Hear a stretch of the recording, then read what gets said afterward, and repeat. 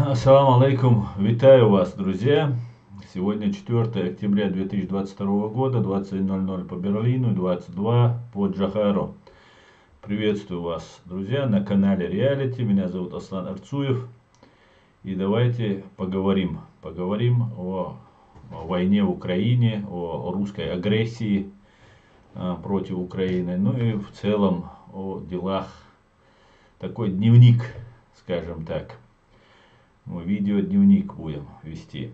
Для начала я вас всех приветствую, друзья. Макс Вольф, Евгений Исполнительный, Мурат Смагулов, гражданин Ичкерии, Ури, Кубань, Новчи, Ауха, Светлана Хадзевич, Леди Эдмамедов. Витаю вас, друзья. Ва алейкум ассалам. Всех приветствую, друзья. Так. Украина, витая, Аслан, ты сын великого вольного народа. Победа Украины принесет свободу всем народам. Дай Бог, Светлана Хадзевич, амин на все, что вы говорите. Дай Бог. Салам всем свободным людям, салам Эд, слава Украине, героям слава, дай мула нохче, халк тюрду, мэш дейрду, все будет Ичкерия, дай мула, гражданин Ичкерии. Друзья, я сегодняшний свой стрим назвал бандформирование Русни. Деморализованы, бегут даже заградотряды.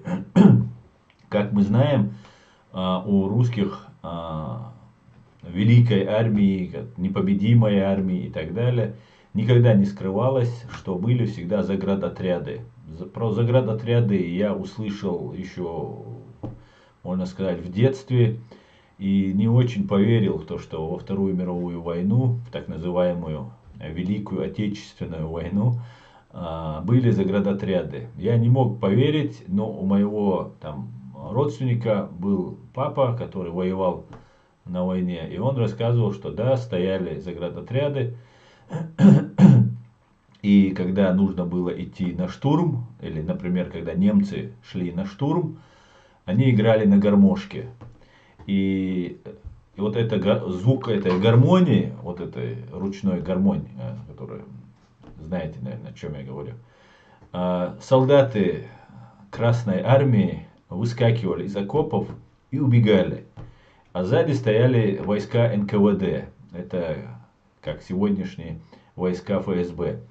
И они расстреливали. Это сегодняшняя Росгвардия, та же самая, и другие там разные наименования, полк Ахмада Кадырова, там другой там и так далее, Терек Ахмад и так далее. Это все вооруженные силы ФСБ. Так вот, тогда я в первый раз услышал, что есть заградотряды, которые не дают отступать. Для меня было странно, потому что я считал Красная Армия, там красноармейцы, ну, все фильмы, вся пропаганда, на которой мы росли, думали, ну как сзади должен кто-то стоять, он должен рядом сидеть и вместе стрелять в противника, а не в тебя.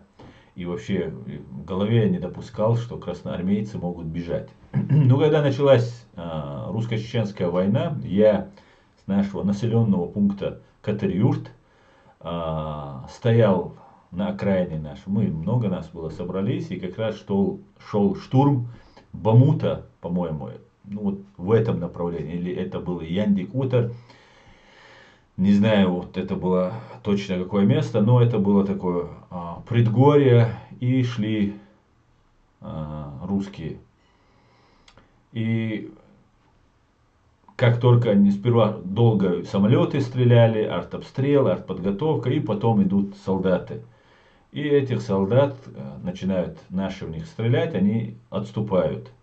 Видно, что едет и техника, и люди начинают отбегать обратно. Мы в бинокле это смотрели. И в это время по ним начинают стрелять свои. Ну, вначале было не разобрать, что это происходит, но потом мне объяснили, что это они стреляют по своим, которые отступают, которые под шквальным огнем наших бойцов вынуждены отступить, и в этот момент сзади них стреляют. Потом я начал немножко интересоваться этой темой, и я понял, что это обычное дело, и ничего необычного в этом нет. Всегда есть русский солдат, а за ним всегда стоит русский заградотряд. Ну и русский солдат, он может быть не всегда русским, и не всегда заградотряд может состоять из русских. Ну, чаще всего, конечно же, из русских состоит.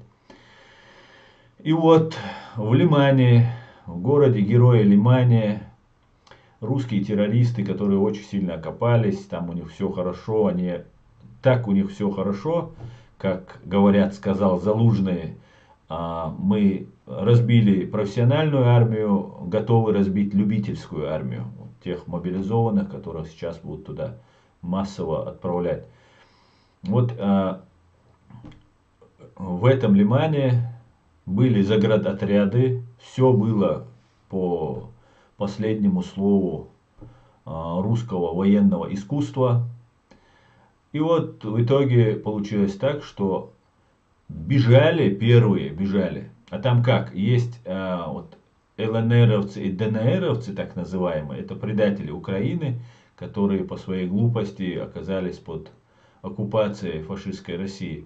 Рассчитывали на высокие пенсии, как в России, там, на уровень жизни, хотя уровень жизни, но я наблюдал в России только в Москве, более-менее относительный уровень жизни, и то не у всех просто. Ну, Москва есть Москва, денег больше, и да и контингент там своеобразно собирается в Москве.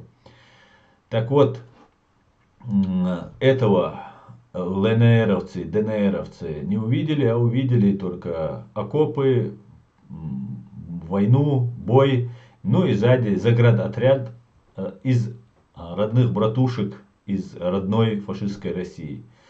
Так вот, когда в Лимане их всех окружили, паника была страшная, и получилось так, что по русским пришел приказ. То есть русским из ЛНР и ДНР он не пришел, а русским из Российской Федерации он пришел. Нужно уходить, эти ЛНР, ДНР оставляем на съедение украинцам, чтобы они задержали продвигающиеся вперед украинские войска. И они смогут спокойно, россияне, то есть, смогут спокойно дать дёру. И в этих россиянских бандформированиях были именно вот эти заградотряды. Так вот, и заградотряды, и все драпанули. Среди россиян, русских, нашелся человек с признаками совести, с признаками человечности. Он сказал об этом вот этим лугандонцам и сказал: тихо, я вам постараюсь показать это видео, где лугандонцы рассказывают, что их россияне бросили, и им нашептали на ухо, сказали, что мы отступаем, так что делайте, что хотите. И благодаря этому и лугандонцы тоже дали дёру, понимая, что теперь они остались без россиянцев. И с большими потерями и россияне, и лугандонцы еле-еле прорвались и оставили Лиман и окрестности. Много еще населенных пунктов. Украина каждый день занимает новые населенные пункты. После этого Украина не остановилась на Лимане. Сразу пошла украинская армия в двух направлениях. Это Херсонское, Новокаховское направление. Херсон, как мы знаем, очень хорошо укреплен русскими фашистами. Но нету такого укрепления, которые не берут хаймарсы, не берут новые современные орудия, техника, которая предоставляется союзниками Украины в огромном количестве. И я так полагаю, сейчас, ожидая, уже мобилизованные прибывают, вот эти чмобики, так называемые частично мобилизованные чмобики, прибывают в огромном количестве и в огромном количестве погибают и сдаются в плен. Что самое верное, по поводу сдаваться в плен, я тоже еще скажу, это очень важно. Никакого стыда в этом нет. Вы воюете, вот тот, кто воюет на стороне фашистской России, вы воюете ради того, чтобы банда ФСБ осталась у власти, чтобы Путин, Патрушев и другие генералы, и там, другие большие чины террористической банды ФСБ сохранялись у власти, чтобы они не ответили по закону за те преступления, которые они совершили, в том числе и даже в первую очередь по отношению к русским, к россиянам. Ну, то, что они сейчас вытворяют по отношению к лугандонцам, мне, с одной стороны, конечно, очень жаль лугандонцев, как-никак люди. С другой стороны, ну, они сами выбрали этот путь. Путь предателя – это путь позора и бесславия, бесчестия. Ну, под бомбами, под пулями вчерашних сограждан. Да, вот таков вот этот уникальный мир, уникальная жизнь. Она тем и интересна, что здесь происходят такие вещи. Вроде бы тебе кажется, что теперь все у тебя наладилось, да, ты совершил подлость. Ну, ты все готов стерпеть, а потом бумеранг, закон бумеранга никто не отменял, и он, бумеранг, всегда возвращается. И за предательство нужно платить. И самое интересное, что я наблюдаю, как чеченец, который вырос на двух русско-чеченских войнах, в этом прессинге, в давлении, в геноциде, в репрессиях своего народа, вырос с самого детства, слушая истории о том, как наши отцы были, матери, отцы депортированы, подвергались гонениям, репрессиям. И одновременно дружа, живя с русскими, учась с ними в школе, там, в садике, там, где там еще, во дворе. И в итоге, не видя абсолютно никакого зла от этих людей, многого не понимая к тому времени, в итоге мне самому пришлось увидеть своими глазами, более того, мне удалось читать в материалах уголовных дел, ну и как интересовался всегда там пресса, все остальное. А потом уже удавалось общаться и с непосредственными участниками русско-чеченских войн, как с одной стороны, так и с русской стороны мне удавалось, так как я жил в России, и всякие разные люди попадались. Кто-то сожалел о том, что так было, кто-то в пьяном угаре мог что-то говорить, рассказывать и так далее. Поэтому все прекрасно видел, знал и думал, как же так, какая же несправедливая эта жизнь? Зачем Бог разрешает такую несправедливость? Почему Он терпит эту несправедливость? Ведь ровным счетом все наоборот выставлялось про чеченцев. Ровным счетом. Вся человечность чеченцев, которой не было у русских, именно у русских я не видел такой человечности. Хотя, конечно же, среди них были люди человечные, и есть люди. Но мы расчеловечивались полностью, представлялись людоедами. Нас заклеймили террористами, там, самыми подлыми, самыми плохими людьми на этой земле. И в итоге я думал, как так, столько нас убивают, сажают незаконно, оскорбляют, притесняют. Неужели эти люди вот, останутся, да, когда-нибудь мы все умрем и все ответят за свои злодеяния. Но мне этого было недостаточно. Я хотел увидеть в своей жизни, своими глазами я хотел увидеть, чтобы на этой земле они получили по заслугам за то, что они сделали на этой земле с нами. И когда мы были в военном плане разбиты фактически из-за массового предательства, которое произошло в силу разных обстоятельств, в итоге я думал, как мы сможем отомстить, ну как их наказать, этих всех людей, как их найти, когда все находится в руках, вся информация засекречивается, все находится в руках у русских террористов. Как это может произойти? У меня в голове даже не укладывалось. Ну, невозможно всех наказать. Да, можно как уничтожить, как уничтожили Юрия Буданова. Можно такие акции совершать, но эти акции очень дорого обходились. Например, вот, да, исполнители погибали, сажались. Когда молодые люди там, или девушка, например, Айза Гузуева, по-моему, если я не ошибаюсь, из Урус-Мартана, которая дагестанец, генерал Гаджиев, убил ее мужа, она была сама в положении, как говорится, и ее головой макали в его живот, разрезав живому человеку живот, и он тот в муках умирал, и все это видела его жена. И вот она обвязалась взрывчаткой, подошла и взорвала этого преступника. Ну сколько таких возможностей, сколько таких айз, хотя эти Гаджиевы массово нас убивали в огромном количестве, которых, кстати говоря, тоже очень интересный момент. Когда мы пошли спасать Чабан-Махи и Карамахи, вся Чечня откликнулась на зов Шамиля Басаева, позвать добровольцев, чтобы пробить коридор и вывести женщин и детей дагестанских.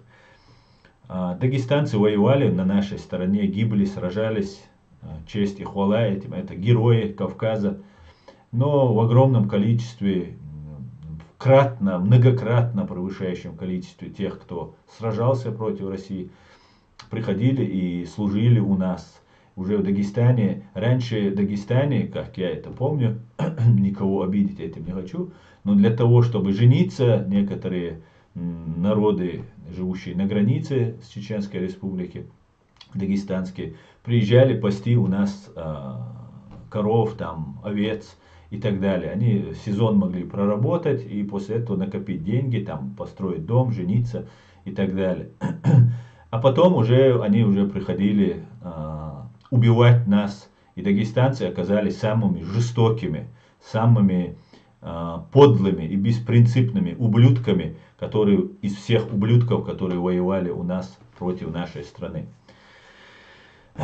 И вот, возвращаясь к теме, что как же найти всех этих людей, как же наказать всех этих людей, как же мне жить на этой земле, не наказав этих преступников. И вот случилось то, что я не мог себе даже представить. Хотя уже перед началом войны я уже понимал, что это будет война. Но до этого, когда я думал свои думы, я не мог представить, что это именно таким образом. Даже когда в Украине началась война в 2014 году, я тогда даже не мог понять, что именно наша кровь будет отомщена украинцами. Да, они убивают их не за того, что они убивали чеченцев, а за то, что они пришли с оружием в руках на землю. Но Бог распоряжается так, как считает правильным и нужным. И его решения всегда бывают мудрыми, как мы видим, и всегда справедливыми. Хоть и у нас не хватает терпения, и для нас 10 лет или 20 лет огромный срок, а для цивилизации, для мира, для Вселенной это миг, секунда, как и наша вся жизнь. И вот теперь уничтожаются все те, в первую очередь, идут воевать, шли воевать. Те головорезы, которые у нас орудовали, эти головорезы рассчитывали на легкую прогулку, побить хохлов, ограбить, унести стиральные машины и унитазы, как они любят. И вот вышло, что вышло. Как после этого не сказать слава ЗСУ? Я как-то в одном из своих стримов сказал про имама Шамиля, и мне тут один человек написал большой пост, может он увидит мое видео. Я ему ответил, конечно, в комментарии, но я хотел бы, чтобы видео в формате тоже было. Кто ты такой, там, великого историческую фигуру, великого имама Шамиля, там, и так далее, и так далее. И имама Шамиля называли имамом Чечни и Дагестана. Но мне почему-то кажется, он был только имамом Чечни. Дагестанцы его не поддержали, он потерпел поражение и бежал в Чеченскую республику, в страну чеченцев. И чеченцы его приютили, посчитали, что в любой момент после того, как война с русскими закончится, они скажут ему давай до свидания, так как он там знал арабский язык, там, и чтобы друг с другом, это чеченский менталитет, не чеченцам это сложно будет понять, настоящих чеченцев, не таких, которые сейчас за власть готовы врать, убивать, грабить и так далее, а настоящих людей, которые сказали, что не выдвигаться вперед, и чтобы не спорить за эту власть, чтобы там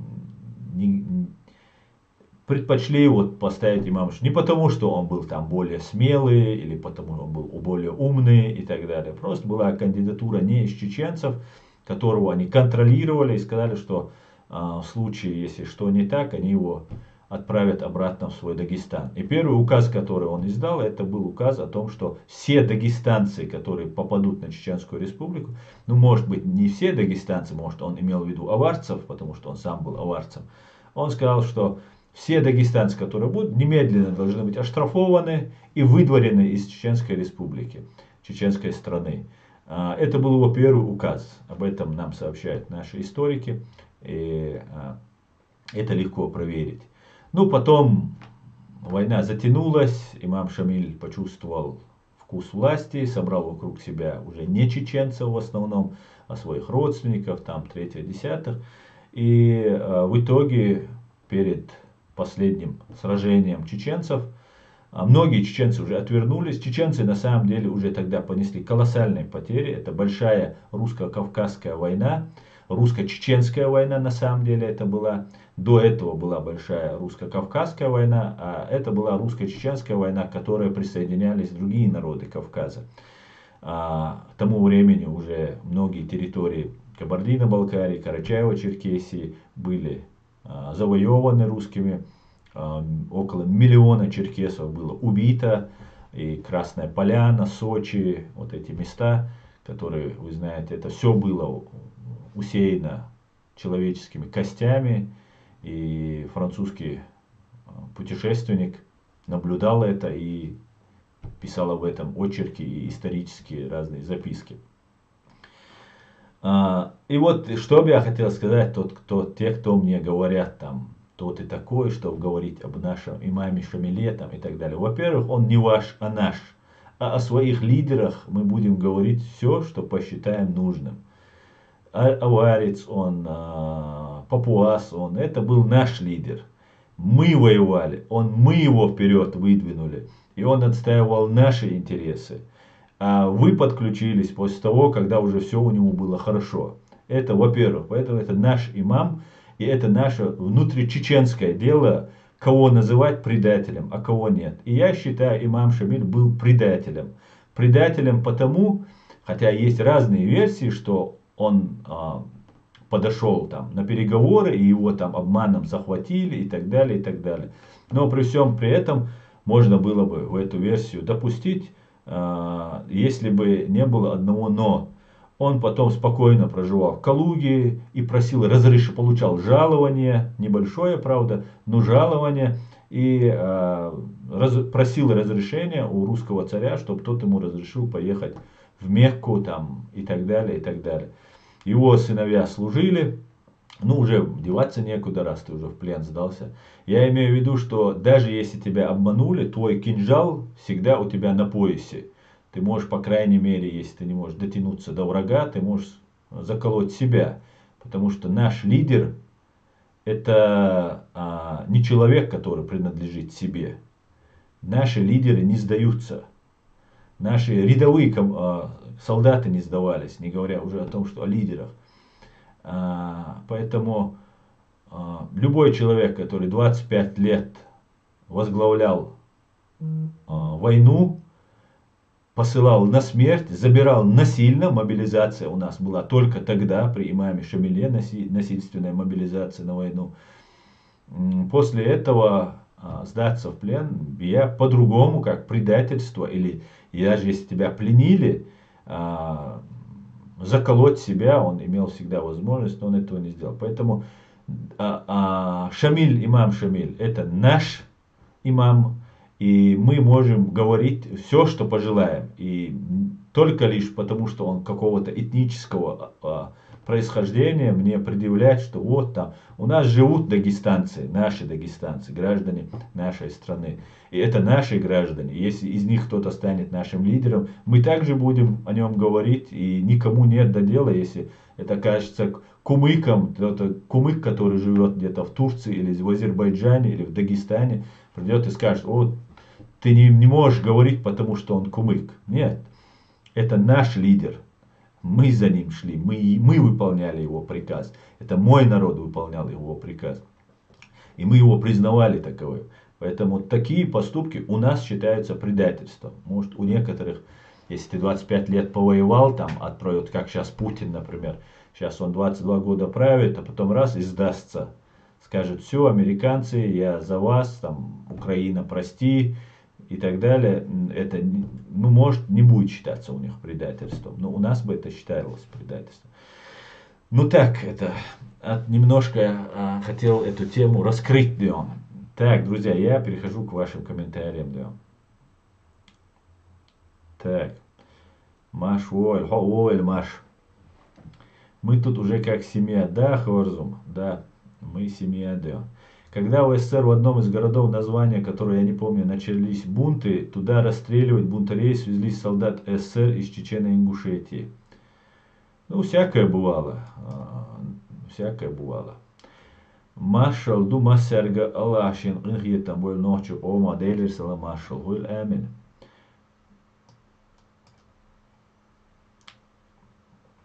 Кубань, Куба, запомни, в Чечено-Ингушетии не служили ни чеченцы, ни ингуши. Это точно так же, абсолютно верное замечание.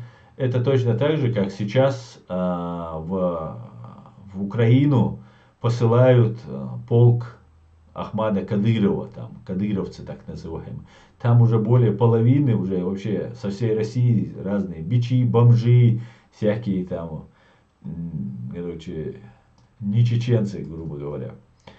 Поэтому, да, это тоже правда. Тем более, даже если там служили чеченцы, возглавлял их вот эти полки чечено-ингушские, возглавляли точно не чеченцы. Но если есть один чеченец, уже в России принято, может банда, группа задержана, организованная группа преступников, их там может быть 10 человек, там 12 человек, и среди них один чеченец.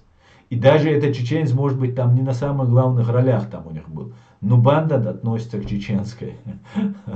Как сейчас все относится там к кадыровским. Но это признание, чеченцы. Мы должны к этому относиться с пониманием. Это признание. Нас признают. Да. Сегодня на работе давали ознакомить бумаги, в которых было про противопехотные мины «Лепесток», про беспилотники, химоружие. Сомневаюсь, что ВСУ будет всех подряд вражки этим закидывать. Ну, знать не помешает. Знать не помешает. Стопа будет на месте, если разглядите «Лепесток».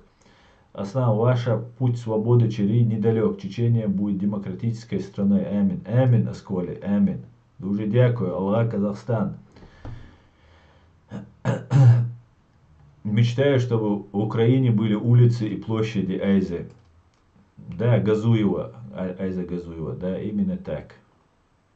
Было бы очень хорошо, Хорзум. Было бы очень круто. Было бы очень круто. Чеченцы более чем другие. Чеченцы более чем другие народы Кавказа сохранили свою идентичность и не считают себя россиянами, как дагестанцы, к примеру. Горячий салам и шалом всем вам, мои друзья. Давно не был с вами. Желаю мира Украине, чтобы Путин и его банда скорее понесли наказание. Исаак, салам, приветствую тебя. Асаня, сейчас приезжай в Чечню пасти скот. Я в этом не вижу ничего зазорного. Сами пророки пасли за деньги всякую живность. Я тоже не вижу зазорного. Просто когда мы говорим «сюли», дагестанцы говорят, что это значит по-чеченски чабан или пастух. Я это неоднократно читал в разных там социальных сетях, что мы так.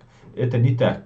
Сюль это Я не знаю, что это значит, но точно это не Чабан и не это. Мы обозначаем так жителей Дагестана. Разных народы там живут, абсолютно разные народы. Мы так говорим. И я никогда не вкладывал и не слышал от кого-то, что в это вкладывается какой-то негативный смысл. И, наверное, поэтому я как бы заранее сказал. Я всегда помню, что да, приезжали, может и сейчас приезжать, но я в детстве помню. Помню, у нас происходили случаи, когда, там, например, у нас не было кому пасти скот, и такие, особенно военное время или предвоенное время это было. Тогда, если у тебя одна корова, там, ты один день идешь, пасешь скот. Если две, то 2 дня пасешь. Ну, там, в зависимости. И вот вся улица по очереди вот так менялась. И все ждали. И когда появился там человек, который готов был пасти, просто все бегали по домам, собирали деньги с каждой коровы, сколько коров, быстро просто радовались все, что вот нашелся человек, потому что это постоянная проблема. Все пасут, у одних какая-то проблема, они сегодня не могут, ну как обычно. Они умеют пасти, и вот такая вот тема была. Так, Всевышний руками украинцев суд вершит над ними, наказание им за злодеяние. Да, свобода, равенство, справедливость. Именно так. Честно сказать, я даже не могу назвать таких людей, их национальность. Такие люди, как Буданов, Шойгу, Кадыркин, Сталин, это русские. Да, Конор, это русские, это так. Это так.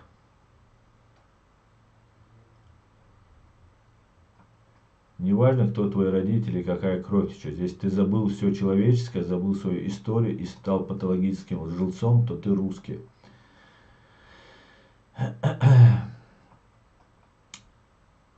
Фамилия чеченское многовековое противостояние тормозит ассимиляцию всего Кавказа, и русские дают больше национальных привилегий народам, окружающих Чечню, подавляют жестокой диктатурой самих чеченцев. Именно так, Аду Давлету, именно так. Именно так. Только те, кто сражаются, они остаются. Вот так сложилось.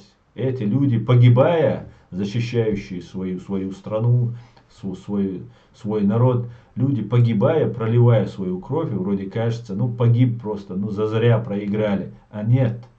Этот человек стал легендой, стал образцом для нового поколения, которое будет вырастать.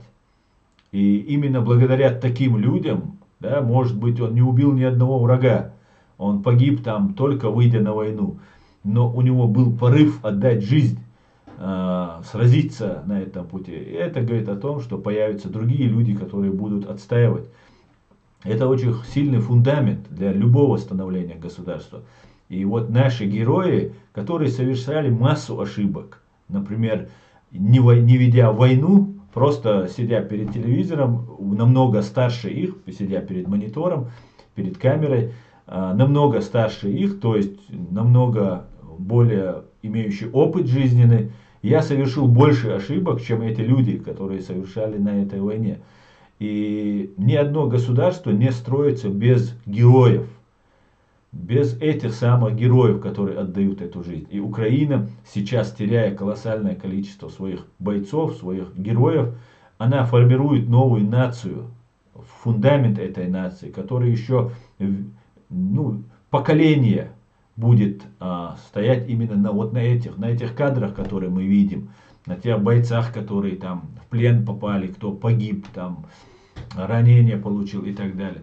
Поэтому мы должны наших бойцов, которые тоже совершали ошибки, мы между собой должны их обсуждать, мы должны обсуждать их не как упрекая их в этом, а когда произойдет какой-нибудь схожий случай, чтобы мы могли всегда провести параллель и сказать, смотрите, они поступили так, и результат был этот. Между нами, между собой. Поэтому наших бойцов, которые там присягали там Имарату Кавказ, там присягали ИГИЛ, как Аслан Битюкаев, эти люди были ограничены в информационном пространстве, они подвергались очень сильному контролю со стороны спецслужб. Мы знаем, в каких условиях находились они все. И была надежда, все ждали какой-то надежды. Поэтому разные поступки, которые они совершали не потому, что они одобряли методы ИГИЛа, что они хотели весь мир поработить, там убивать всех, кто неправильно читает там Фатиху или еще что-нибудь. Нет, это они выходили сражаться за свою родину, за свою землю, за свой народ, чтобы туда не пришел русский сапог. И все. А как, какими методами? Поэтому мы должны немножко быть аккуратными с этими людьми. По крайней мере, те, кто сражался и отдал свои жизни. Без них нашего государства не будет. Они, те, кто проливали кровь. Да, там были люди, которые переходили на сторону, ну как имам Шамиль, который перешел на сторону русских, какие бы заслуги у него не были, даже если это был бы Шамиль Басаев, то все его заслуги теряются, потому что дело не в том, что он метко выстрелил, дело не в том, что он очень там хорошую диверсионную какую-то акцию провел, дело не в этом, это его заслуга, это его умение именно в этом войне. Дело в том, какую идею он несет, рискуя своей жизнью, жизнью своих родственников, все ставя на карту. И в этот момент, когда он сдается, переходит на сторону врага, тогда все, что он делает, все, что он делал, оно не стоит вообще ничего. Все, оно теряется. Слава Богу, такого наши лидеры не делали. Ни один из наших лидеров, не только президенты, я имею в виду, а вот именно костяк, который с Дудаевым начинал, вот никто из них не предал. Никто, ни один. Были вокруг, которые ошивались, которых не интересовало ничего, только какая-то личная выгода. Они, да, они и туда, и сюда бегали. Как-то так, Дион. Когда чеченцы с ним 25 лет воевали, он был наш, теперь Дагестан хочет приватизировать. Да, и откуда вообще появилась имам Чечни и Дагестана, я не знаю. Свобода, равенство, справедливость. Весь Дагестан, и тогда не входил имамат.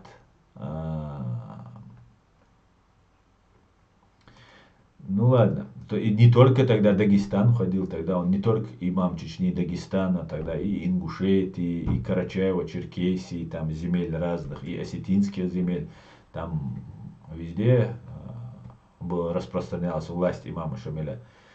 Имам Кавказа тогда уже его называть, раз так. Но он был имамом Чечни. Видимо, как и Дагестана добавляется, чтобы дагестанцы тоже чувствовали свое отношение, свою сопричастность к этому человеку.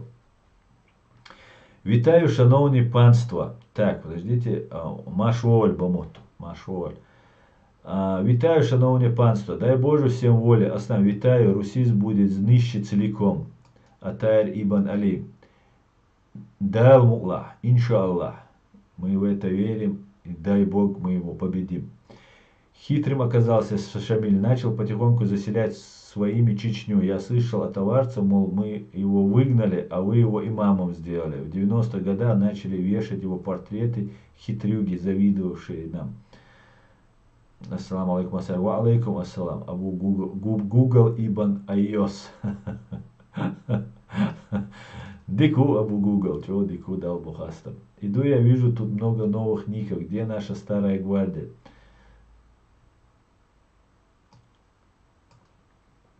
Так, леди Маршовель. Так, я до сих пор не понял. 25 лет воевал с геурами, потом сдался. Да, когда чеченцы закончились, сдался. Тогда чеченцев осталось около 100 тысяч. Чеченцев-ингушей. Около 100, чуть более 100 тысяч осталось. Именно в то время чеченцы решили переселиться в Турцию.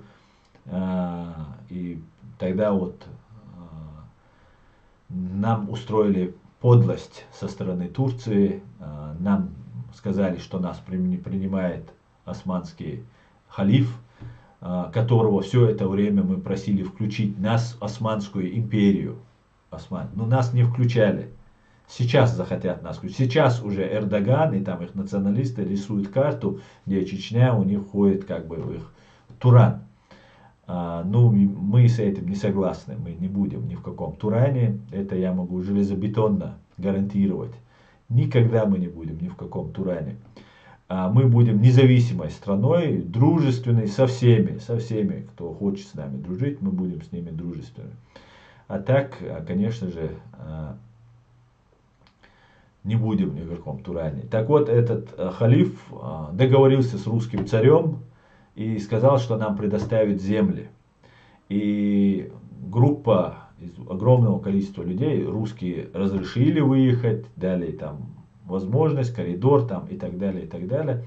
И вот, когда они уже туда подъехали, им сказали, границы, когда добрались они до границы, им сказали, вам не сюда, а вон туда, ну, на плохие земли. И сейчас сказали, у нас договор был, и так далее, и так далее. Им сказали, нет, нет, и турецкие пушки, войска направились и сказали, вам туда. Чеченцы там сразились, не имея никакого оружия, кроме холодного, и там, может, винтовки у кого были. И понесли женщины, дети, колоссальные потери понесли. Их рассаживали там, где курды, чтобы чеченцы, такие воины хорошие, у турецкой империи были такими солдатами империи против курдов. Поэтому, вспоминая вот это прошлое, я всегда говорю, что с курдами мы воевать не будем, потому что курды нам ничего плохого никогда не делали.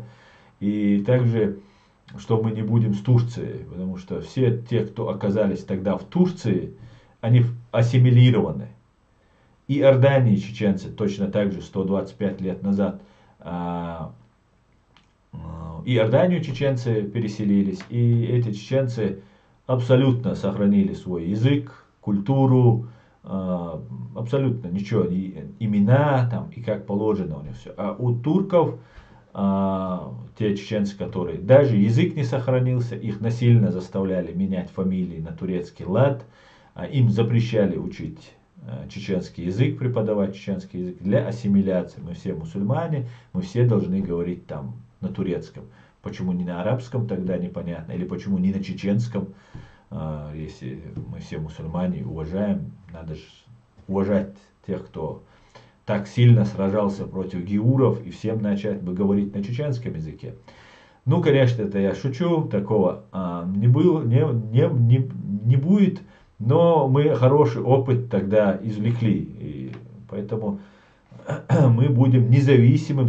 Пускай Туран приходит на Кавказ, он придет на Кавказ, я так полагаю, Турция планирует прийти, но мы, конечно же, не будем с Турцией, мы будем свободным, независимым государством, которое будет входить в НАТО, дружить с Соединенными Штатами, с Великобританией и с Израилем, а также с Германией, Францией, Латвией, Литвой, Украиной, конечно же, и всеми вот этими флагами, которые вы сзади видите. И не только, и с грузинами, и всеми остальными.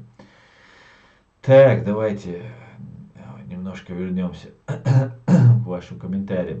Хабиб Нурмагомедов Дармоед. Также я бы хотел бы сказать по поводу вот Хабиба Нурмагомедова. Хабиб Нурмагомедов это обычный боец, который зарабатывает деньги, ему плевать на Дагестан, ему плевать на Кавказ. Если бы ему не было бы плевать, он бы не якшался с Путиным, там, не встречался бы там с Путиным, ну и так далее, и так далее. Короче говоря, мы прекрасно понимаем, но это спортсмен. Что взять со спортсмена? У него, ну какой с него спрос? Да? Ну есть и есть. Но есть другой человек. Его зовут, этого Хабиб Нурмагомедов, от того зовут Руслан Курбанов. Руслан Вячеславович Курбанов.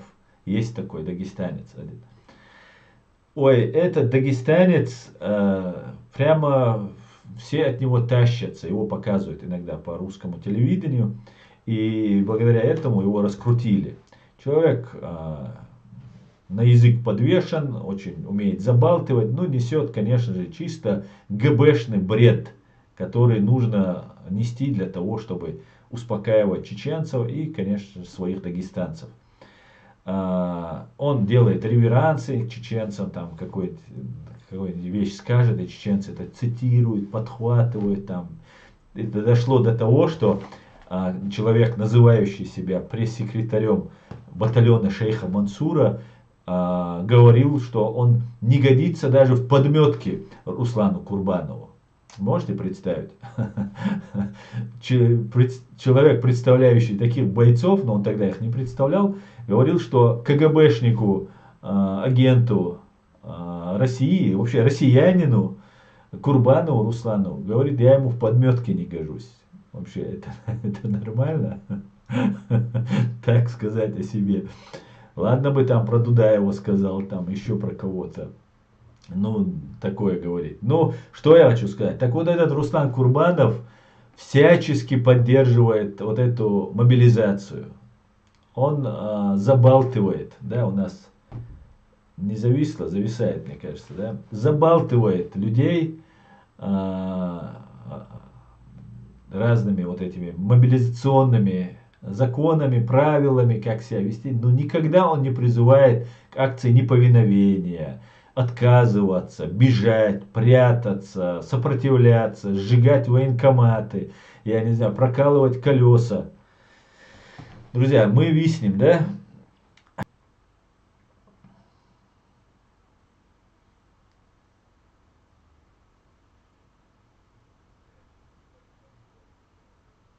Зависаем, да?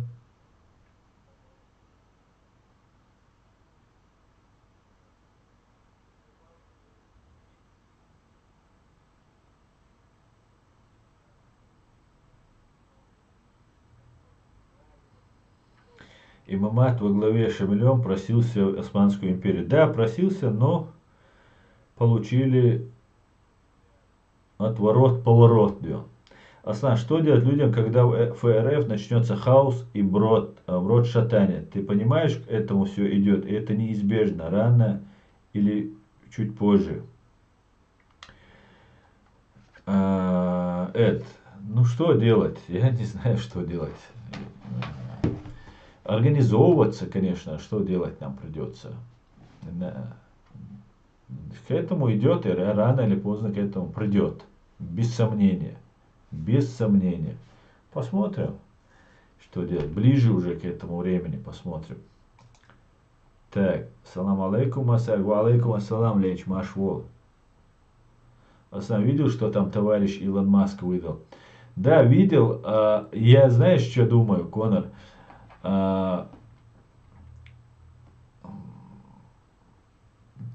Надо, наверное, мне тоже пропиариться. Никто уже не остался, не пропиарившись, не обратившись к Илону Маску.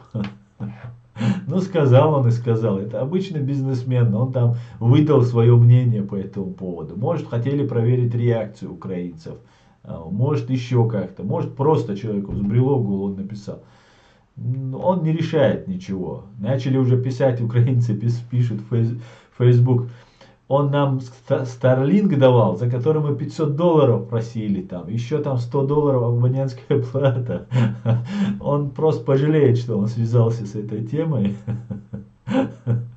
Посмотрим. Ладно, оставим его. Аслан, что скажешь про петицию признания Чеченской Республики Ичкерия, которую подписали всего лишь 1874 человека? Ничего не скажу. Я скажу, что плохо, раз не подписали. Но какую работу мы проводим по этому поводу? Сколько людей услышало о ней? Как мы ее распространяли? Надо добиваться от каждого украинца, каждому посылать ее, просить его, там, вынуждать его подписать, объяснять ему все. Многие не понимают. И сейчас украинцы думают, что вот их задача, так и есть на самом деле, их война это самое главное, а все остальные так помогают, не помогают, но это от разных, конечно, людей зависит. Но в основном думают, что вот сейчас их везде там любят, почитают и так далее, что остальное не касается. Такое тоже имеется. Поэтому мы должны это тоже с пониманием отнестись и добиваться. Плохо, что не делать. Ну, посмотрите, что было перед вот этим вторжением. СНБО украинское внесло батальон Шейх Мансура в санкционный список. Их лишили всего. Да? О чем мы тут говорить? Владимир Зеленский дает гражданство Невзорову. Как его? Пономарев, террорист Пономарев. У них тоже там в почете, тоже гражданин. И так далее, и так далее. Короче говоря, ничего хорошего. Ничего хорошего. Аслан, слово «сюли» специально демонизирует чеченоговорящих из нашего народа. С помощью них Кремль держал наш народ в рамках республики, не давал нам завести связи, родственные узы с другими народами. Ну, у нас родственные узы, особенно на границе, кто с Дагестаном живет, у нас есть смешанные браки, есть, в этом есть. Я не видел, что вот, я имел в виду, что в Сюле это не было того, что что-то оскорбительное. Я даже не знаю смысла, что какой укладывается в это. Я всегда это понимал, не оскорбительное обозначение дагестанцев. Галга, ингуши, Сюли, дагестанцы. Как-то так. Так, доброго вечера, Украина. Пусть зайдет украинское солнце. Если есть мозги, то никакая пропаганда не работает. Да, то есть, ну, сложно это все. Мозги-то они, конечно, должны быть, но все равно же всякое бывает. Ленд. Зеленский за Кавказ, за тюрков, а Путин не за русских. Ничего не понял.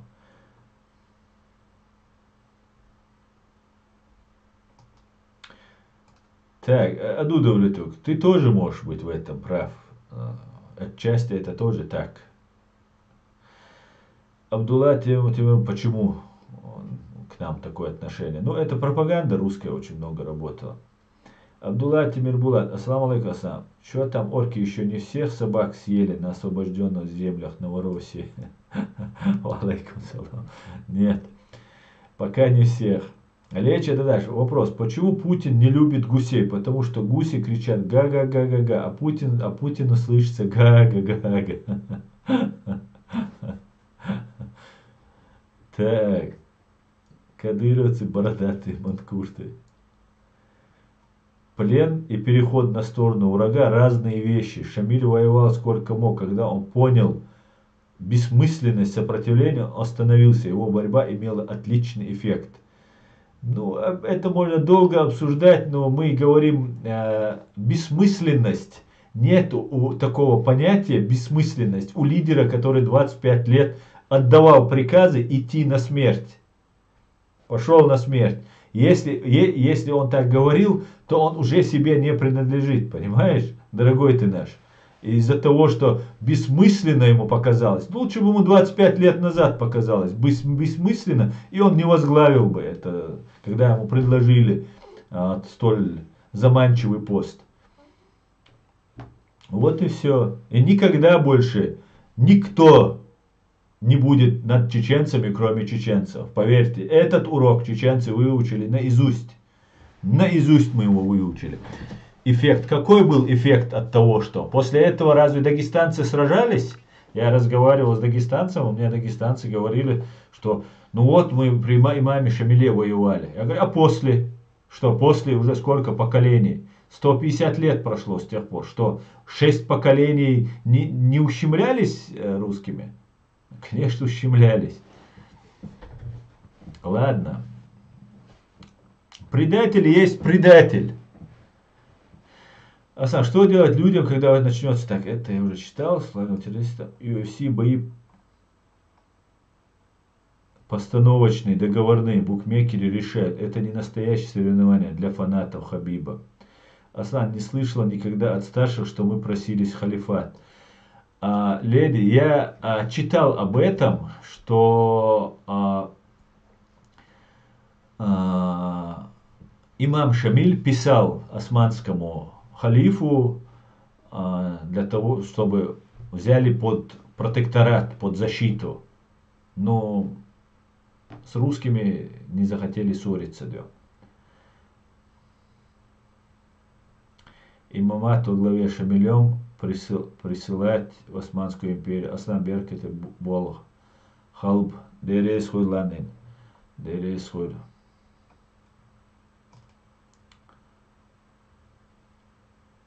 Я сказал, я буду говорить. У меня большое уважение к Мурату, что кинул таксиста хай-хай валяй, чем к Хабибу.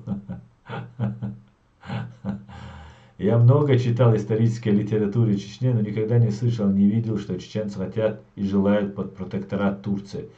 Исаак, об этом говорят. Я не знаю, это тоже может быть. Вы, может, абсолютно правы быть на самом деле. Это могла быть утка, потому что я это читал недавно, что вот было письмо имама Шамиля взять протекторат. Но с одной стороны, что я подумал, когда это прочитал? Ну вот что сделали турки. Это же халифат был тогда, 150 лет назад. Это же был халиф всех мусульман и так далее.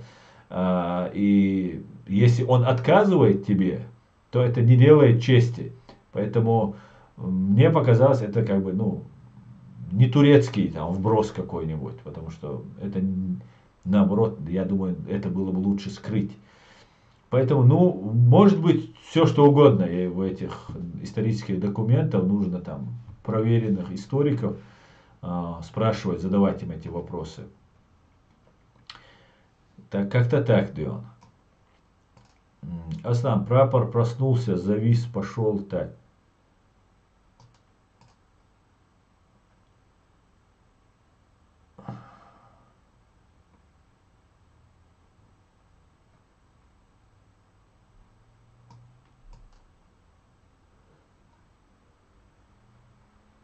Так.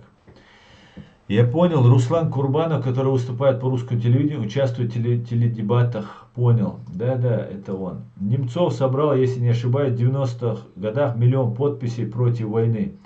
Да, мы тоже иногда делаем из Немцова какого-то там героя, там, что он собрал 1 000 000. Тогда уже русские были вынуждены с нами сесть за стол переговоров, потому что давление, которое оказывал Запад, было очень сильным. Россия не была такой богатой и мощной, она нуждалась в кредитах русских и так далее.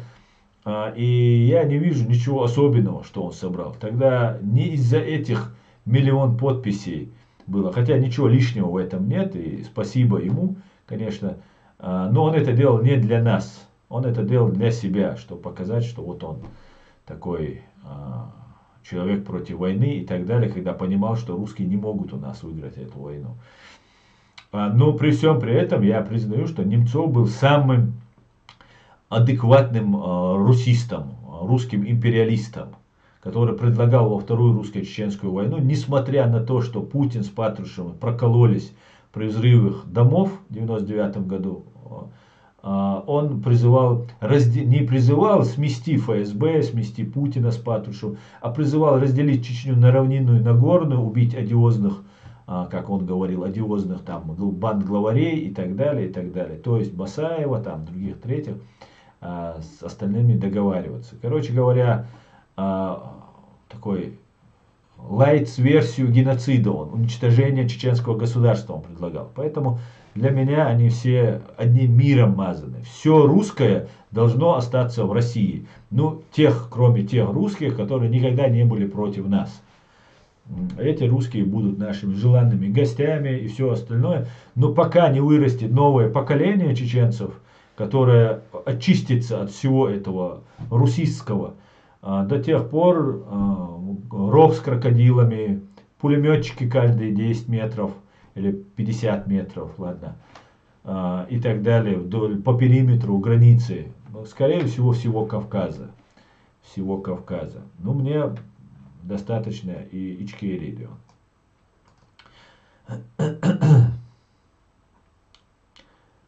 А Байсангур попал в плен, не отрекся и не предал, и это после Шамиля. А Шейх Мансур попал в плен, тоже не сдался, и другие.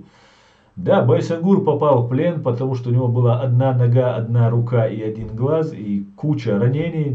Его привязывали к коню, он уздечку брал зубы и одной своей рукой рубился. И когда его коня подстрелили, на его единственную ногу упал конь, и он, уже будучи стариком, просто попал в плен. И ему сказали: все, покорись, признай нашу власть и так далее. Он не покорился, его повесили. Причем, когда его вешали, как гласят предания, русский офицер или кто там, гауляйтер, он предложил деньги людям, которые собрались на площади, предложил деньги за то, чтобы убрали подставку из-под ног Байсангура. И вызвался дагестанец. Это тоже факт, который нам передают, что вот он это сделает. И чтобы не дать этому дагестанцу заработать денег, а также не оставить позора на дагестанцах, Байсагур просто сам спрыгнул с этой тумбы и повесился. Просто он откинул эту тумбу и сам повесился.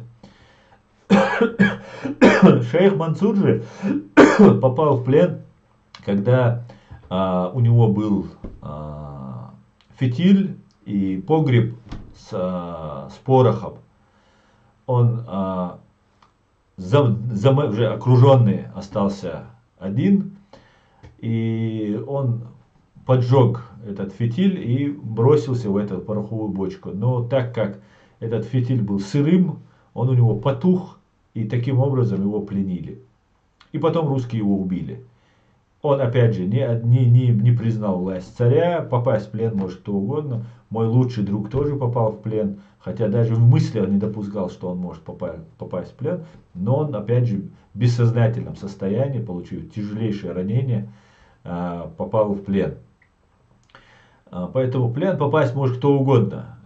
Это не говорит о том, что человек предатель. Предатель, если он отказывается от своей идеи. Вот в это предательство. А плен мы можем... Плен может любой попасть. Курбанов учился в Питере со мной. Он тогда славился стукачеством. Он бегал за мной, говоря: собери мне подписи с чеченцев, что они против войны. Затем всех противников отнести в ФСБ. Он их работник. Очень интересно. А где он учился? Хотя ты себя уже выдал, Google, Абу Google, Ибн Айос. Ты себя выдал, кстати. Я думаю, Курбанов вычислит тебя и стуканет на тебя ФСБ. Ну, конечно, это стукач ФСБ. Все, что он говорит, я удивляюсь этих людей. Но с другой стороны, когда мы общаемся, когда мы видим дагестанцев, которые говорят про религию, там, про разные вещи, мы к ним относимся как к себе. Ну, это наши кавказцы, мусульмане там, и так далее. А выясняется, они россияне. Они... И все. И вот в этот момент мы расходимся просто абсолютно. Потому что дагестанские россияне, которые не хотят выходить из состава России, не хотят свободы и хотят быть россиянцами, то есть под сапогом русских, это самые мерзкие просто россиянцы из всех народов, проживающих на территории фашистской России, оккупированной, от бурятов, татар и так далее. Я имею в виду, кавказцы, это у меня они вызывают просто, я не знаю, жалость, скажем так. Очень, очень печально наблюдать. И поэтому мы должны с этими вещами быть очень аккуратными. Мы уже много раз обжигались, и мы должны выбирать не всех дагестанцев, что он там говорит иншаллах, там, что он там кавказец и так далее, брат там и так. Нет. Все это мы уже проходили. Мы должны чуть-чуть по-другому относиться. Сейчас придут туранцы, тюрки, и в Дагестане, как мы знаем, живут тюркоязычные народы, которые, я уверен, уже давным-давно готовы войти в Туран и так далее. Но вопрос, нам это интересно или нет? Нет, нам это не интересно. Поэтому вот этих разных Курбановых, Мурбановых, с ними со всеми нужно быть аккуратным. Я опять же хочу сказать, речь идет не о всех дагестанцах. Я дружил, учился, работал с дагестанцами.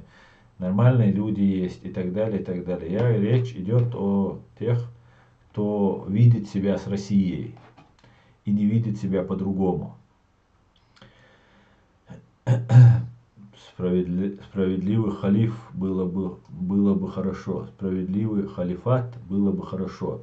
Ночи дальнобой. Справедливого халифата с момента последних 3 или 4 праведных халифов больше не существует. Все, об этом можно забыть. Да, было бы хорошо, если бы был рай на земле. Не было бы денег, не было бы тюрем, не было бы наказания, не было бы, соответственно, преступлений и так далее. Но, к сожалению, мы живем в очень суровом, страшном, я бы даже сказал, мире. Хоть и очень-очень интересном мире. Поэтому мы построим свое, уже построенное демократическое правовое государство. Другого у нас нет. Доброй ночи. Если возможность, сделайте, пожалуйста, стрим с Борисом Стамахиным. Есть такая возможность. Я думал сделать, мне нужно с многими уже сделать, я просто иногда просто не успеваю физически. Еще я не умею это делать, да, честно. Это была какая-то бытовуха или стажер с дрохлым стулем, столом, батареей. Не думаю, что наши просились в халифат и так далее. Может быть, это и утка.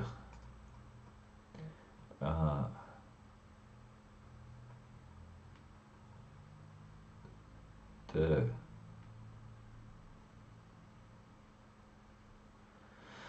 Байсангур тоже мог присягнуть царю, но ни один из наших пленных не присягнул. Да, леди, так, именно так.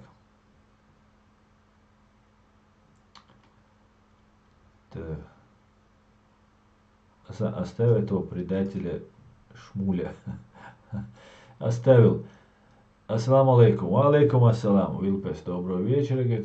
Я тоже говорю, попасть в плен это не предательство, а вот присягнуть царю, вот это супер предательство. Тем более война, на которую он призывал, еще продолжалась. И война продолжалась. И это самое первое лицо. Представьте, какой моральный удар он нанес нам. Это как это так? На ноль свести. Дагестанский народ так не был сведен. Дагестанские народы так под ноль. Там оставалось чуть более 100 тысяч чеченцев и ингушей.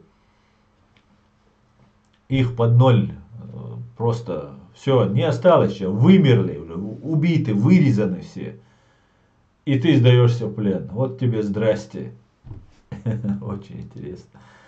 Кубани, Ульяновске они встречались, видать, это самое лучшее место. Стамахин крутой человек. Да, именно так. Стамахин крут. Аду Норвегия, усо все равно кесна цабизксон. Дела цабиза, хау акцент укрихен, цабиза бош. Ночи дальнобой. Худинаун, пособи делаун. Чува мет келаун. Beige diešita, ők balnic jellauncer. Itt sundel cabizion. Ахкам цабиз бандуа. Да, аду давлетук маба Афганистан, ой, цашо так. Норгш монстр лурдон. Так, друзья, беседа плавно протекает. Да, чуть не забыл. Я вам хотел показать одного очень интересного человека, которого я еще до конца не понял, что это за тип такой. Смотрите, Андрей Пьянковский рассказывает про мобилизацию. И как обычно, Андрей Пьянковский вот как-то всегда хочет упрекнуть чеченцев. Что-то ему от нас нужно. Я не знаю, латентный чеченофоб, как и Цымбалюк, вот этот Пьянковский, не знаю, почему у него это такое? Никогда не слышал таких явных каких-то выпадов в сторону чеченцев от Пьянковского, нужно признать. Ну вот посмотрите, что он тут говорит. Просто удивляет меня его вот эти, что все чеченцы ненавидят русских, и даже Анну Политковскую за то, что она русская, и так далее. Вот такие вещи Пьянковский закладывает своим зрителям в голову.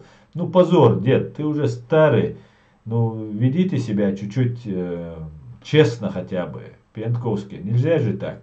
Вот посмотрите, что он тут говорит.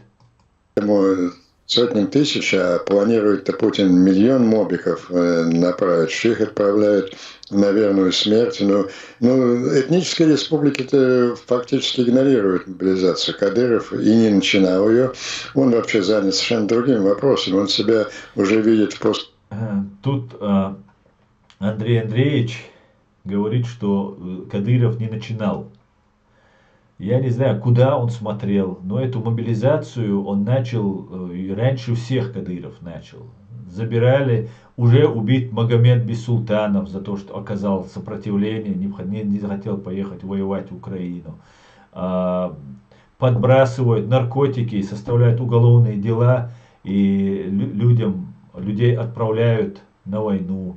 Это уже давно идет. Я просто удивляюсь вот с этих людей. Вот так нагло лгать просто. Вы можете вообще не говорить про чеченцев. Вы не, вот Кадыров ваш есть, говорите про Кадырова. Оставьте чеченский народ. Сидит какой-то Пономарев, говорит, как это принято у чеченцев на серебряной там тарелке или что, подносе голову принесут. Я не знаю, как это, у каких чеченцев так принято. Но мы, чеченцы, никогда серебром даже не пользовались. Мы бедные люди, у нас только стальные были кинжалы и все. Больше никаких серебра, золота у нас не было. Я не знаю. Может быть, у него девушку чеченец увел. Может быть, Тойзен, ты прав. Может, у Андрея Андреевича в молодости чеченец увел девушку. Ну, извините, такое за нами водится, бывает. Но не всю жизнь же такое нести. Хорошо скрытый пропагандон, говорит Леча Дадаш. Я тоже уже думаю. Я уже замечаю вот разные его вещи, которые вот он всячески пытается вот подвести под что-то. Ну, куда это годится, Бион?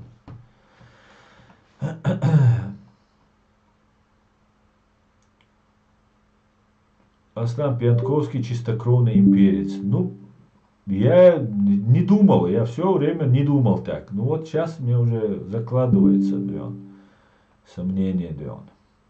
Аслан, не думаю, что во время первых праведных халифов было так прям шариат, о котором они говорили. Если не отменили рабство до 1962 года, то к отмене рабства вынудил ООН. Да, кстати, леди. Ну, это такая большая, долгая тема, которую нужно... не все держали рабов, не все мусульманские страны держали и не мусульманские, как мы знаем, да, рабство было. Поэтому за всех говорить тоже, наверное, не совсем будет правильно. Но праведные халифы, их не зря называют праведными. Это не значит, что в это время не было там рабства, это было 1500 почти лет назад. Поэтому сейчас, притягивая сегодняшнее международное право и осуждать, о боже, это было рабство, извините, так жили 100 лет назад очень многие. Поэтому так, и это не казалось чем-то ненормальным. Это абсолютно ненормально. Это зверство, это неправильно. Но в той среде, в том обществе, в котором ты живешь, если это норма, то она для тебя кажется нормой. Например, когда пришел Мухаммад, салам хулцун, арабы до этого убивали своих девочек. И там еще много что. Выносили, выбрасывали своих стариков. Много что там разных таких было вещей, которые были прекращены. Поэтому, ладно, долгая история, это нужно разбираться, обсуждать, и это должны делать люди, которые в этом разбираются.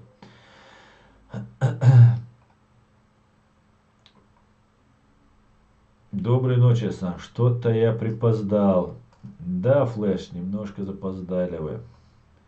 У Руслана есть брат, светлые волосы, голубые глаза, и он на него вообще не похож. Он получил религиозное знание, и очень многих мусульмане он посадил. 2 брата агента.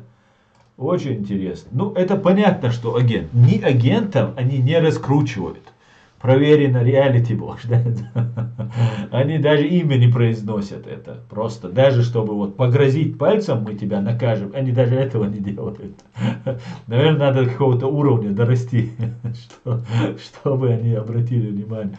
Или надо, наверное, зайти с материалом дела в камеру предварительного следствия, чтобы обратили внимание. Что тоже может произойти дело.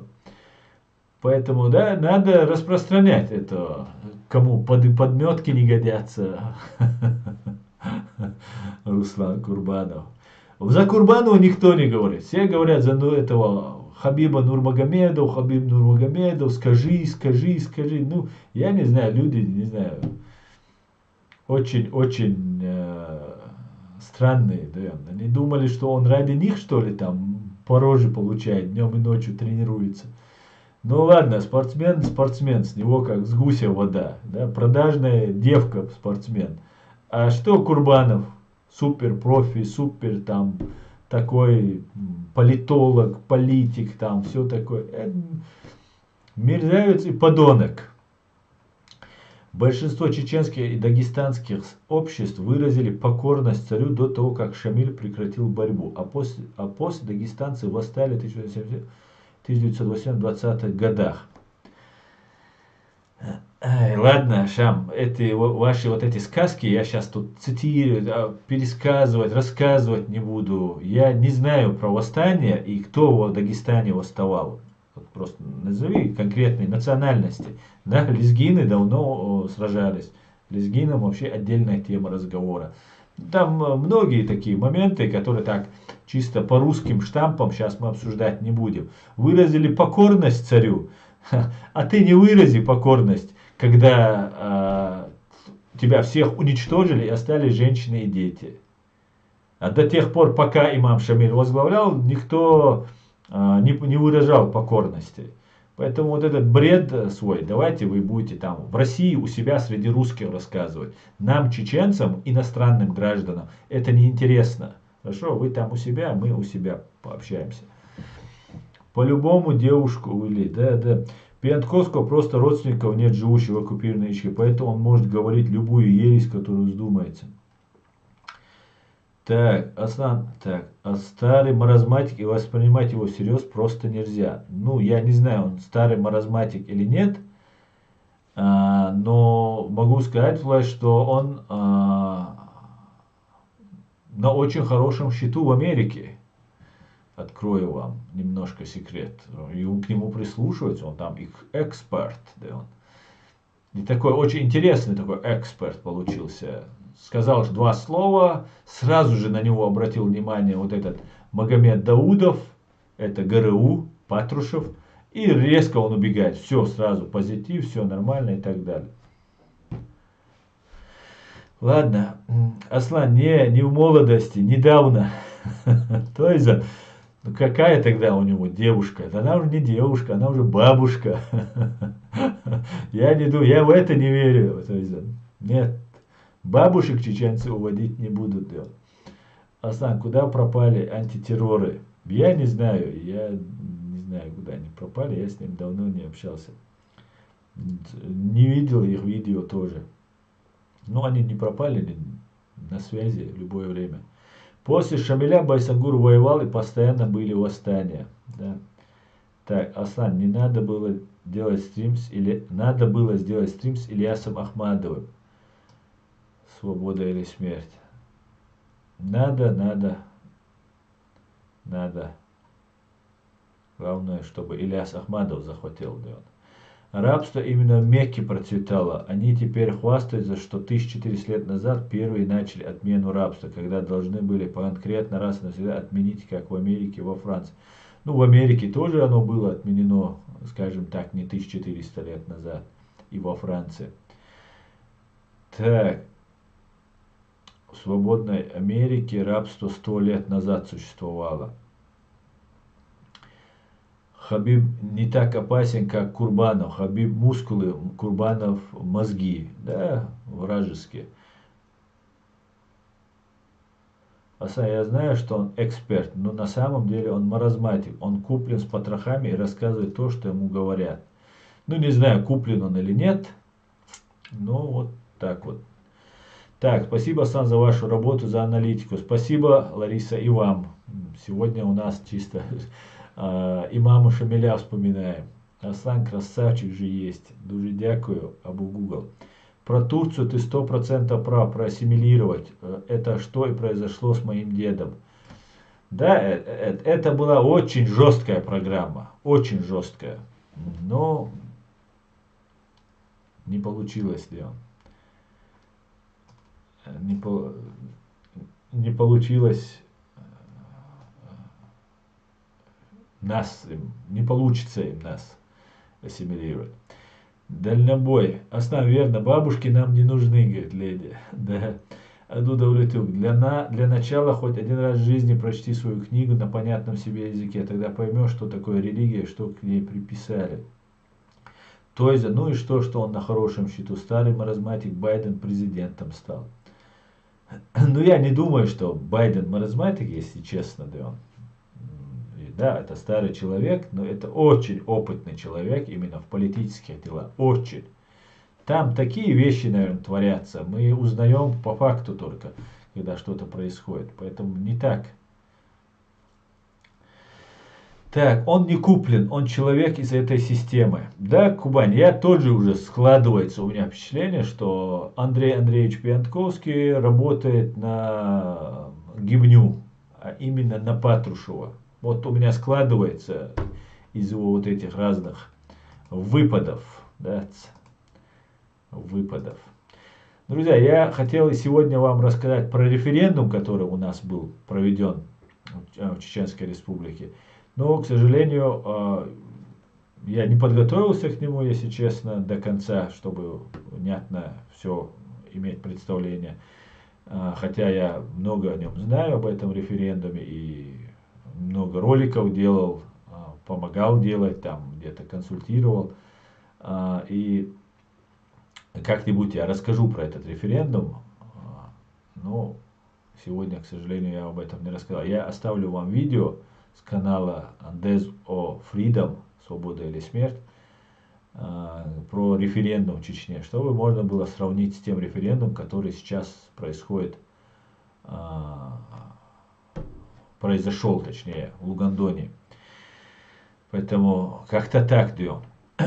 Пьянковскому ни одному слову верить нельзя. Его в 80-м году вырубили в ресторане в Войнах в Москве.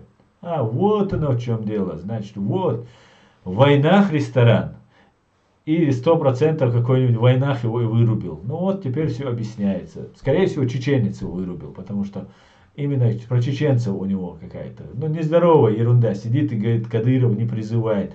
Этнические там национальные не призываются. Ложь. А самая настоящая ложь. Просто откровенная ложь. Мы тут сидим днем и ночью кричим о том, что нас призывают, будут призывать, нас уничтожают. А Пьянковский говорит, у них все нормально. Он так накручивает. Смотрите, русские. Чеченцев мало берут. Вся русские будут говорить, давай чеченов. А он Пьянковский сидит, чеченов нет вообще, говорит. И тогда Кадыров начнет, давай. Это провокатор. То, что я вам показал в видео, это чистая провокация от Андрея Андреевича Пьянковского. Да.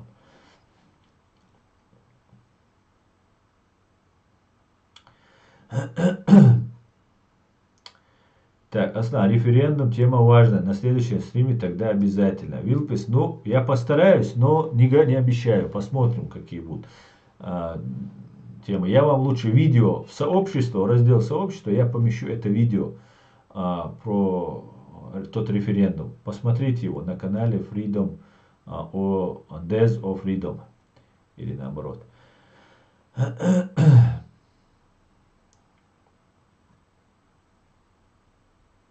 Америка, Европа, кефиры. И тем не менее, первые на государственном уровне отменили рабство. Издали закон об отмене рабства.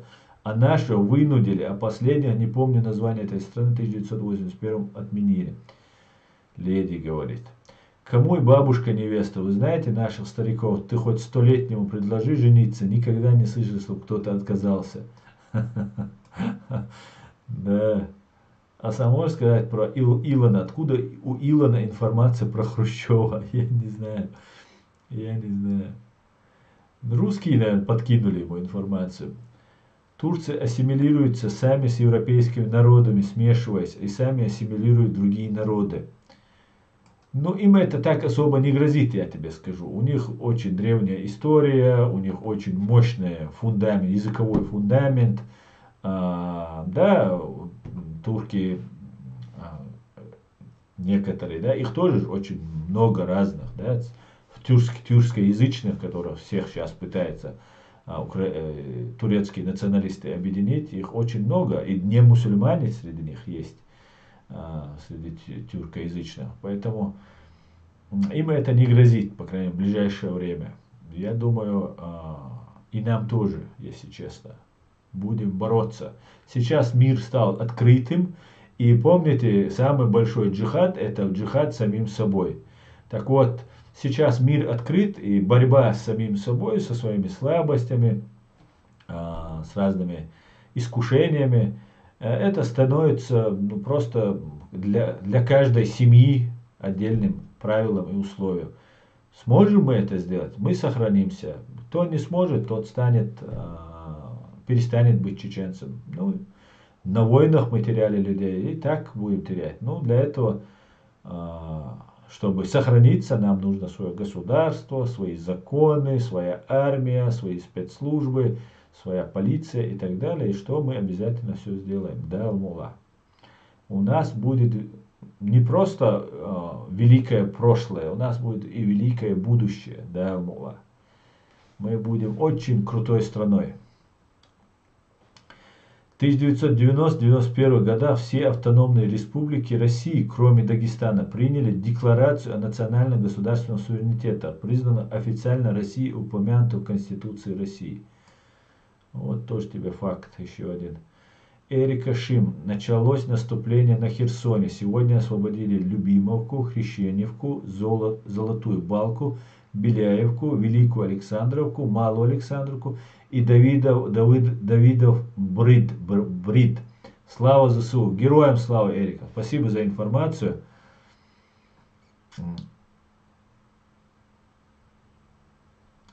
Так.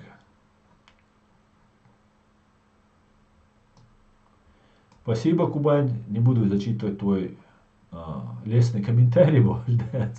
Спасибо. Так, и, друзья, я свой стрим хочу закончить. Я вам хотел вообще-то еще много видео показать из ТикТока, как эти бегут, как они сдаются. Ну вот, заговорились, и весь стрим пошел наперекосяк. Хотя все у меня перед глазами, и я не сделал. Друзья, я вам сейчас хочу показать видео с NBC News на английском языке.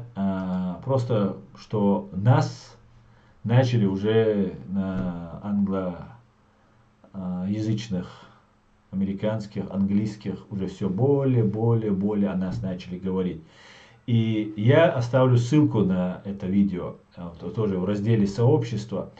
Вы, те, кто не говорите по-английски, кто не понимает по-английски, там можно будет приблизительно понять, о чем речь. Но самое интересное, что я вам посоветую, почитать комментарии. Комментарии в Ютубе вы знаете, там нажимаешь и сразу происходит перевод.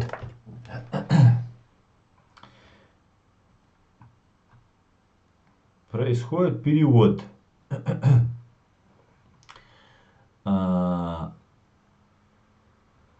И вы сможете увидеть, что о нас думают англоязычные зрители этого канала. Очень интересно. И забегая вперед, скажу, нами гордятся. Хоть мы уже сами перестали некоторые с собой гордиться и в себя верить.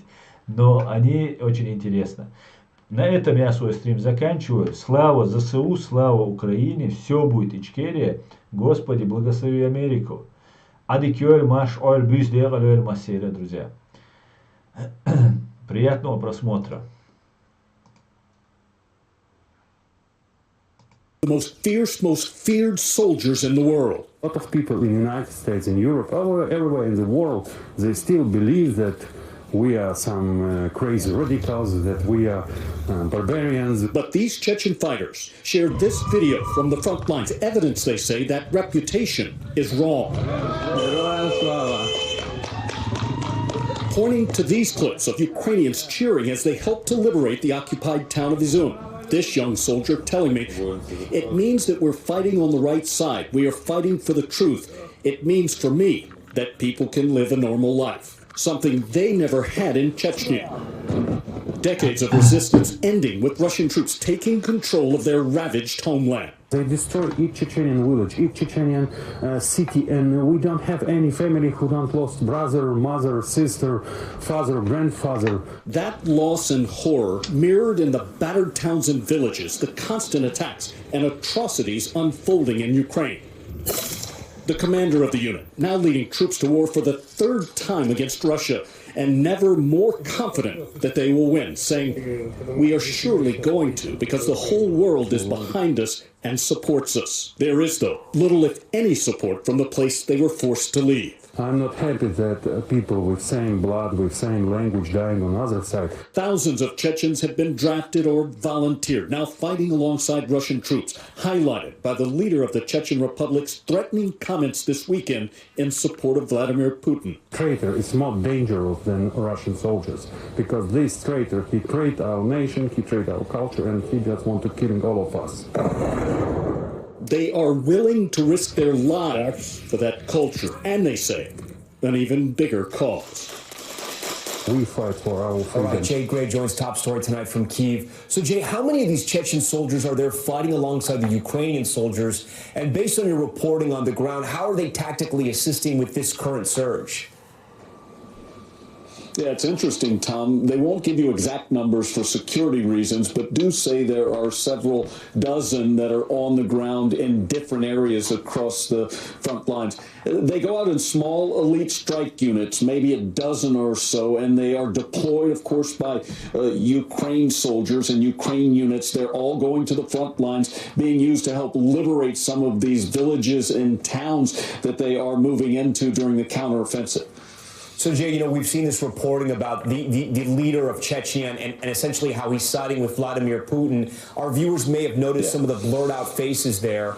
Can you talk to us, though, about how important it was not to disclose their identities, because it's such a delicate situation? We're talking about life or death here. We absolutely are, Tom. And one thing that they made clear is it's more for the protection of their families or their extended families, some who still may be in Chechnya, and they want to make sure that they protect their families wherever they may be. And, of course, obviously, they don't want to give up their names or identities either, because they know so many people that are involved in this fight. So it's all security. But, again, they stress repeatedly it's about their extended families and concerns about what may happen to them if it's known that they're fighting for Ukraine. Thanks for watching our YouTube channel. Follow